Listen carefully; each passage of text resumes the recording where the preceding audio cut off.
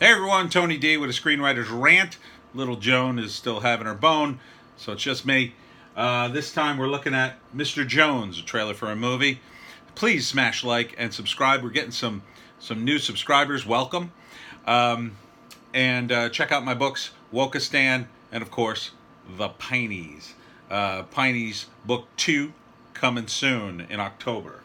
All right, let's see if this Mr. Jones movie makes any sense. It's already won awards. Soviet question. What's your answer? I don't have one.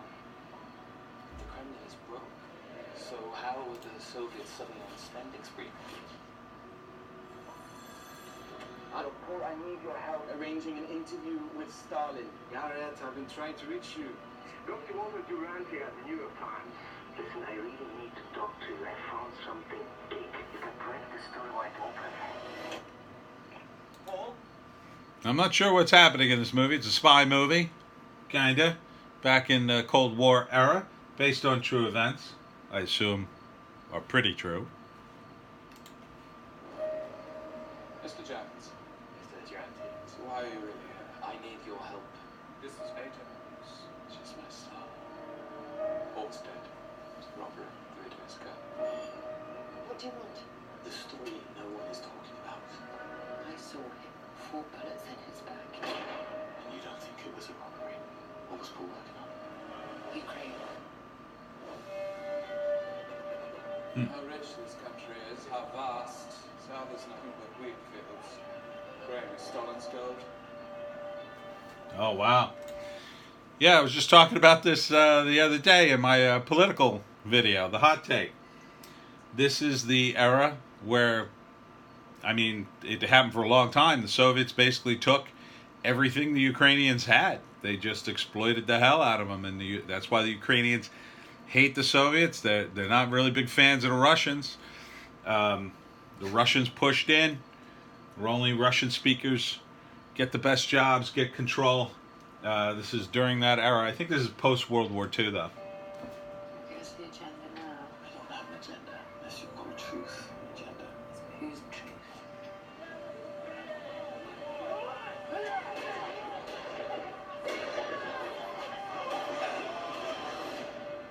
What will you do when the others come forward? What's being done here will transform mankind. We can still do something. We cannot let Stalin get away with this. What do you expect me to do exactly?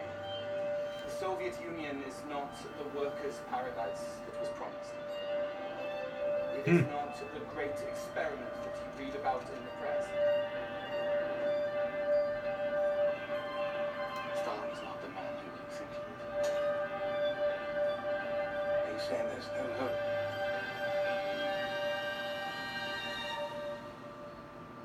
Ah, looks pretty intense. Yeah, this is definitely a story that should be told. You know, this is for a long time. Communists all over the world thought of Stalin's Soviet Union as a success. It was a workers' paradise. It was, people had jobs and housing. When the reality was, Stalin was throwing people in the gulag. People were starving. There were shortages everywhere. Communism doesn't work. And the people who run communist dictatorships have to hide that fact. They get into power, and that's all they can do. I mean, short of shutting the whole thing down and saying, hey, let's have elections and give up all this red nonsense. They don't do that. People in power don't give up power. Not unless they have to. So, this is an important story. And it looks compelling. Looks heavy. And, I think there was a story. Who was it? There's a famous, I believe he was a famous jazz musician. I can't think of his name, but he was friends with a famous Soviet communist. I don't think it was Lenin. No, it couldn't have been Lenin. It was someone else. But that he had been killed by Stalin, and the guy went to visit him. Never got to see him, but the Soviets put on a show that everything was great, and he came back to the United States still singing the praises of Stalin.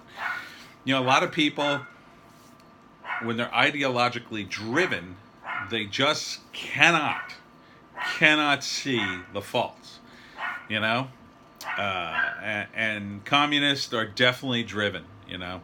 They'll often say real communism hasn't been tried, and that's just not true.